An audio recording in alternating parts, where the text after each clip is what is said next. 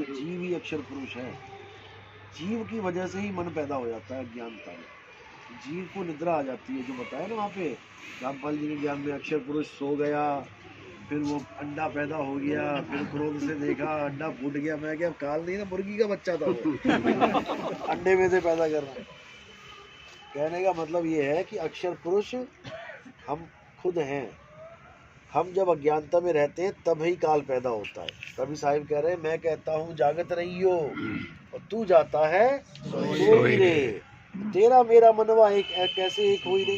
तेरी मेरी अवस्था कैसे एक हो सकती है? तू बार बार काल पैदा कर देता है, मुझे बार बार आना पड़ रहा है छुड़ाने के लिए, तू फिर पैदा कर देता है, फिर मुझे आना पड़ रहा है। इस बार सोना ही मत, इस बार पैदा ही मत करना, तो तेरा मेरा मनवा एक हो जाएगा। समझ रहे हो? तेरी मेरी अवस्था एक हो जाएगी। तो ही मोही मोही तो ही अंतर कैसा, तब सारा अंतर खत्म हो जाएगा, वरना अंतर ही रहेगा जीव और पीव का।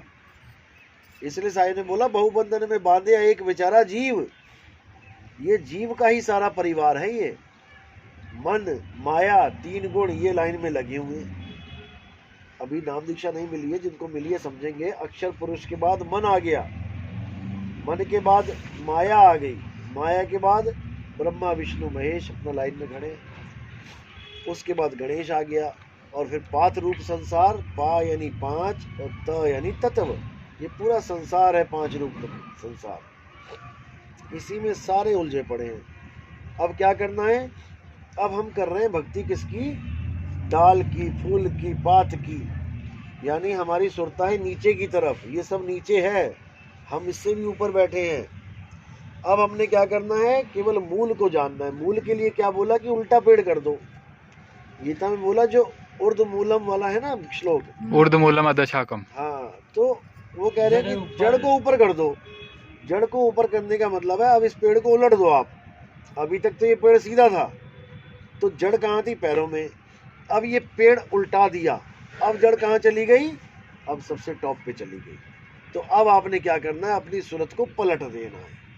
उलट समानी आप में प्रगति ज्योत अनंत, साहिब सेवक एक संग खेले सदा बसंत। साहिब और सेवक एक संग खेलेंगे, फिर यानी एक ही हो जाएंगे, फिर कभी बिछोड़ा नहीं होगा। इसी को बोला जो हमारे मालिक का सिंहासन है वो टॉप पे लगा हुआ है, उस टॉप के सिंहासन पे चढ़ जाना है। अब तो जाए चढ़े सिंहासन, मिले हैं सारंग पानी, राम कबीरा एक भये हैं, कोई ना सके पहचाने।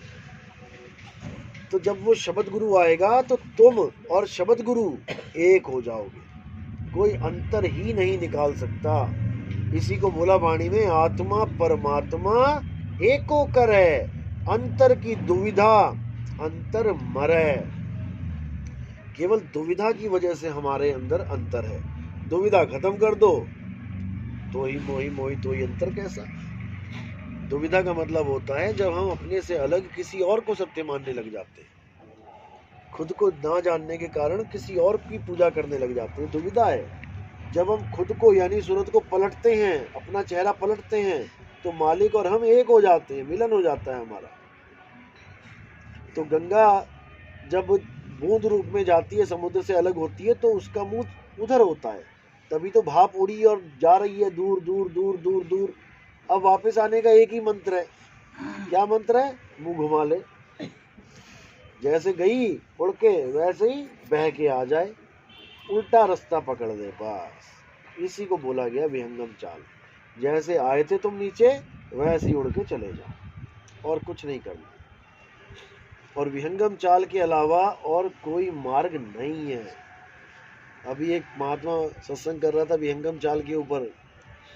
अब क्या बताऊं मैं, खुद ही बोल रहा है, कह रहा कबीर साहब कहते हैं कि हे धर्मदास, विहंगम चाल निराधार है, सार शब्द निराधार है, वहां पर किसी आधार से नहीं पहुंचा जा सकता।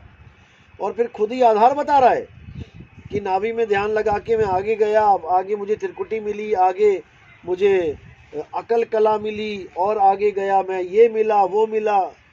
मैंने कहा बताओ, खुद ही बोल रहा है कि वो निराधार भक्ति है, यानी बिना आधार के जाएंगे, और खुद ही स्टेजें बता रहा है, पहली स्टेज, दूसरी स्टेज, तीसरी स्टेज। यानी कि बुद्धि काम करना बंद हो जाती है जब काल भगवान चाबी लगा देता है, ताला लगा देता है बुद्धि का। बड़े बड़े महात्मा फेल हो गए, लेकिन विहंगम चाल को नहीं समझ पाए। विहंगम चाल को किसने समझा? गरीबदास जी ने समझा, नानक साहब ने समझा, मदन साहिब ने समझा, जितने भी संत हैं इन सब ने विहंगम चाल को समझा। वाणियाँ भी बोल दी, शब्द विहंगम चाल हमारी कबीर साहब की वाणी है। गरीबदास जी ने कहा सतगुरु के लक्षण कहूँ अचल विहंगम चाल। नानक साहब ने कहा नानक नाम जहाज है, चढ़े सो उतरे पार। तो बहुत सी वाणियाँ हैं जो विहंगम चाल की तरफ इशारा करती हैं, लेकिन हमें नहीं समझ में आता, इसलिए अटक जाते हैं। तो इसलिए हमें पहले विहंगम चाल का गुरु चाहिए, ऐसा गुरु चाहिए जो विहंगम चाल को खोल के समझा दे हमें, वही हमें पार कर सकता है, नहीं तो कोई नहीं कर सकता, भूल जाओ।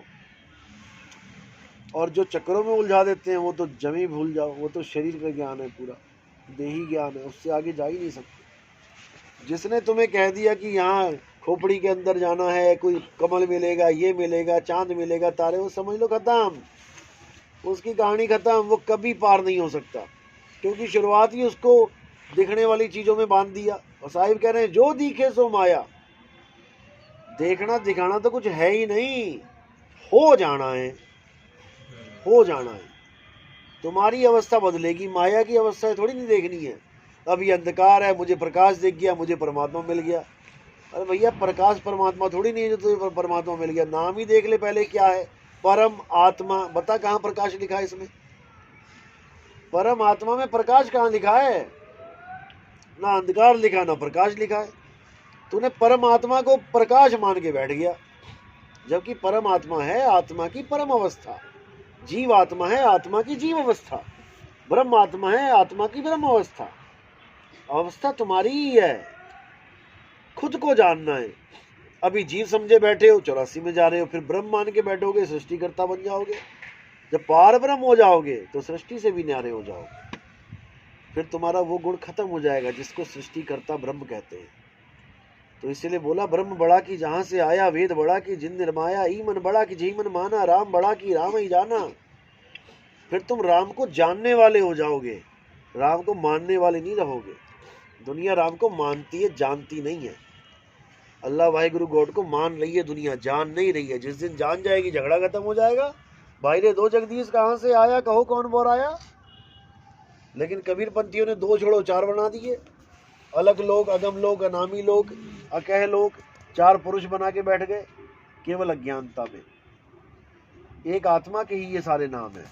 सत आत्मा का नाम है, अकह आत्मा का नाम है, अबोल अडोल आत्मा का नाम है, अनामी आत्मा का नाम है, अगम आत्मा का नाम है। पर्यायवाची शब्द है ये। लेकिन साहिब ने बड़ी चालाकी से, क्योंकि कालदूतों का निबेड़ भी करना है ना, ऐसे घुमा के बाणी लिखवाई, वो लट्टू ही बन गए बेचारे, घूमते ही रह गए, तो समझ ही ना पाए कि बोल क्या रहे हैं। जो दिखता गया वो बताते गए, जो दिखता गया वो बताते गए, ये नहीं समझ पाए कि वो बोल क्या रहे हैं, भाव क्या है। तो भाव नहीं पकड़ पाए वो, बात इतनी सी है। परमात्मा की डेफिनेशन भी पता नहीं है लोगों को तो अभी तक। हाँ, डेफिनेशन पूछो, माया की पूछो, ब्रह्म की पूछो, जीव की पूछो, हाँ। सब फेल हो जाएंगे वहीं पे। इनको पता जिसको ही नहीं है। डेफिनेशन नहीं पता वो वस्तु तक क्या पहुंचाएगा? वस्तु तक क्या पहुंचाएगा? नहीं पहुंचा सकता। पहले डेफिनेशन पूछो। आगे सारे नहीं। दूसरी दीक्षा वाले कौन कौन है, हाथ खड़े करो।